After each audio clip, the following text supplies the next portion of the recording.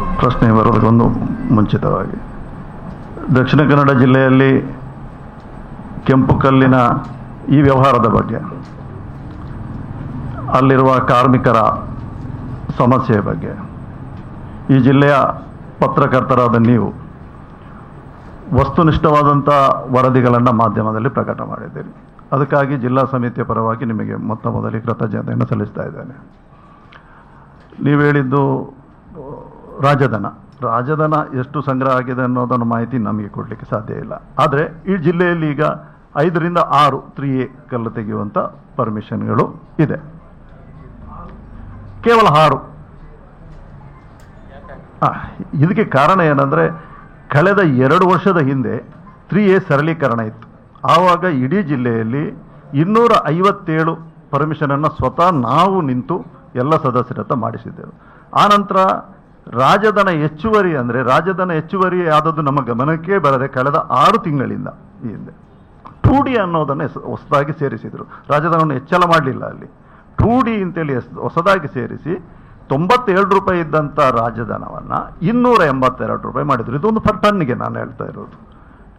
ಈ ಜಿಲ್ಲೆಯಲ್ಲಿ ಒಂದು ಲೋಡ್ ಅಂದರೆ ಒಂದು 400 ಕಲ್ಲನ್ನು ಸಾಗಾಟ ಮಾಡಬೇಕಿದ್ರೆ ನಾವು 2820 ರೂಪಾಯಿ ರಾಜಧನವನ್ನು ನಾವು ಕಟ್ಟಬೇಕು. ಅದೇ ಪಕ್ಕದ ರಾಜ್ಯದಲ್ಲಿ 320 ರೂಪಾಯಿ ಕಟ್ಟಿದರೆ ಬರ್ತದೆ.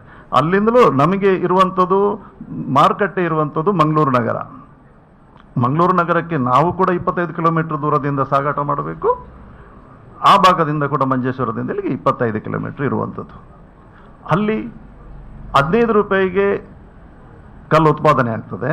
ಆದರೆ ನಮ್ಮ ಜಿಲ್ಲೆಯಲ್ಲಿ ಅದು 20 ರೂಪಾಯಿ ಬೀಳುತ್ತದೆ. ಮತ್ತು ಅಲ್ಲಿ ತೆರಿಗೆ ಈ ರೀತಿ 32 ರೂಪಾಯಿ ಇರುವುದರಿಂದ ನಮಗೆ ಅವರ ಜೊತೆ ಸ್ಪರ್ಧೆ ಮಾಡಲಿಕ್ಕೆ ದಕ್ಷಿಣ ಕನ್ನಡ ಜಿಲ್ಲೆಯಲ್ಲಿ ಸಾಧ್ಯ. ಈ ಕಾರಣಕ್ಕೋಸ್ಕರ ಅತಿಯಾದ ನಿಯಮಗಳು ಮತ್ತು ಈ ರೀತಿ ರಾಜಧನ ಹೆಚ್ಚಳ ಆಗಿರೋದ್ರಿಂದ ಇಡೀ ಜಿಲ್ಲೆಯಲ್ಲಿ ಇಲ್ಲಿಗಲ್ ಆಗಿ 90% ಇಲ್ಲಿಗಲ್ ಆಗಿ ನಡೀತಾ ಇತ್ತು. ನಾವು ಕಳೆದ 2 ವರ್ಷದಿಂದ ಪ್ರಯತ್ನ ಮಾಡ್ತಾ ಇದ್ದೇವೆ. ಇದು ಸರಿಯಲ್ಲ, ಲೀಗಲ್ ಆಗಿ 100% ಲೀಗಲ್ ಆಗಿ ಆಗಬೇಕು.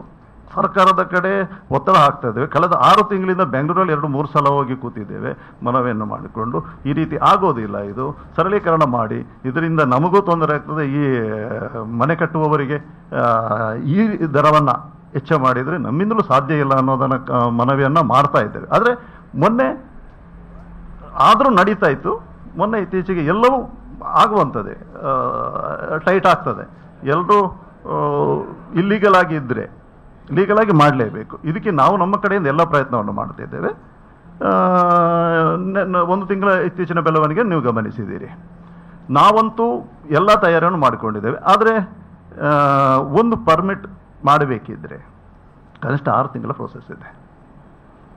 ಸಕಾಲದಲ್ಲಿ ನಾವು ಯಾವುದೇ ಒಂದು ಅರ್ಜಿ ಕೊಟ್ಟರೆ 21 ದಿವಸದಲ್ಲಿ ಸಕಾಲದಲ್ಲಿ ಎಲ್ಲ ಇಲಾಖೆಯಲ್ಲಿ ಕೊಡಬೇಕು. ಗಣಿ ಇಲಾಖೆಯಲ್ಲಿ ಇದು ಆಗ್ತಾ ಇಲ್ಲ. ಬೇರೆ ಬೇರೆ ಸರ್ಕಾರದ ಕಟ್ಟುನಿಟ್ಟಿನ ಕ್ರಮಗಳನ್ನು ಅನುಸರಿಸಿರೋದ್ರಿಂದ ಇಲ್ಲಿಗಲ್ ಆಗಿ ಆಗ್ತಾ ಇದೆ. ಅದು ಇನ್ನು ಮುಂದಕ್ಕೆ ಹಾಗೆ ಆಗಬಾರದು ಅನ್ನೋದು ನಮ್ಮ ಯೂನಿಯನ್ನ ಎಲ್ಲ ಪ್ರಯತ್ನವನ್ನು ನಾವು ಮಾಡ್ತಾ ಇದ್ದೇವೆ. ಇದಕ್ಕೆ ಜಿಲ್ಲಾ ಉಸ್ತುವಾರಿ ಸಚಿವರು, ನಮ್ಮ ಕಾರ್ಯದರ್ಶಿಯವರು ಹೇಳಿದಾಗೆ ಜಿಲ್ಲಾ ಉಸ್ತುವಾರಿ ಸಚಿವರು ಒಂದು ಭರವಸೆಯನ್ನು ಕೊಟ್ಟಿದ್ದಾರೆ. ಜಿಲ್ಲಾಡಳಿತದ ಕಡೆಯಿಂದ DC ಅವರು, ಕಮಿಷನರು ಇವರೆಲ್ಲ ಕೂಡಿಕೊಂಡು ಒಂದು ಸರಳೀಕರಣ ಹೇಗೆ ಮಾಡಬಹುದು ಅನ್ನೋ ಒಂದು ಮಾಡಿಕೊಂಡು ಬೆಂಗಳೂರಲ್ಲಿ ಗಣಿ ಸಚಿವರು ಮತ್ತು ಇಲ್ಲಿಯ ಉಸ್ತುವಾರಿ ಸಚಿವರು ಕೂತು ಒಂದು ಸಭೆಯನ್ನು ನಡೆಸಿ ಇದಕ್ಕೊಂದು ಅಂತಿಮವಾದಂಥ ಪರಿಹಾರವನ್ನು ಕೊಡಬೇಕು ಅಂತ ಒಂದು ತೀರ್ಮಾನ ಮಾಡಿಕೊಂಡಿದ್ದಾರೆ. ಆ ನಿಟ್ಟಿನಲ್ಲಿ ನಾವು ನಾಳೆ ನಡೆಯುವಂಥ ಪ್ರತಿಭಟನೆಯನ್ನು ಮುಂದೂಡಿದ್ದೇವೆ. ಅಲ್ಲಿ ಆ ಫಲಿತಾಂಶವನ್ನು ನೋಡಿಕೊಂಡು 300 ಜನ ಮೆಂಬರ್ಸ್ ಇದ್ದಾರೆ. ಅಂದರೆ ನಿಮ್ಮ ಮಾತಿನ ಎಲ್ಲರೂ ಇದರಲ್ಲಿ ಸೇರಿಕೊಂಡಿದ್ದಾರೆ ಅಂತ ಇಲ್ಲ, ಇನ್ನೂ ಒಂದು ಸ್ವಲ್ಪ ಜನ ಇರ್ಬೋದು. ನಾನು ಅದನ್ನು ಹೇಳಿದೆ.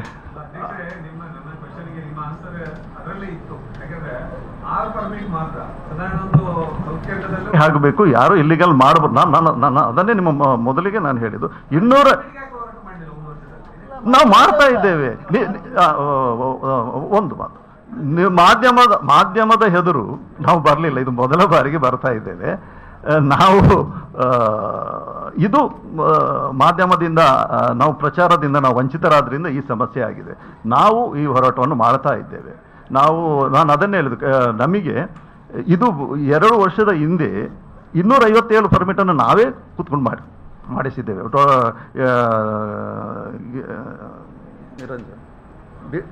ನಿರಂಜನ್ ಸಾಹೇಬ್ರು ಇರುವಾಗ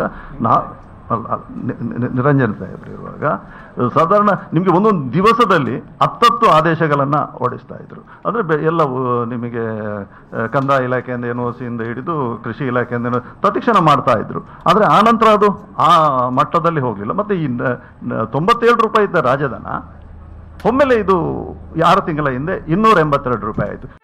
ಸುದ್ದಿ ಚಾನಲ್, ಕ್ಷಣ ಕ್ಷಣದ ಸುದ್ದಿಗಾಗಿ. ವಾವ್ ವಾವ್ ವಾವ್, ಎಂತ ವೆರೈಟಿ, ಎಷ್ಟು ಬ್ಯೂಟಿಫುಲ್ ಆಗಿದೆ ಡಿಸೈನ್ಸ್. ಸದಾ ಸಂತೋಷಕ್ಕಾಗಿ ಬನ್ನಿ ಉಳಿಯಕ್ಕೆ.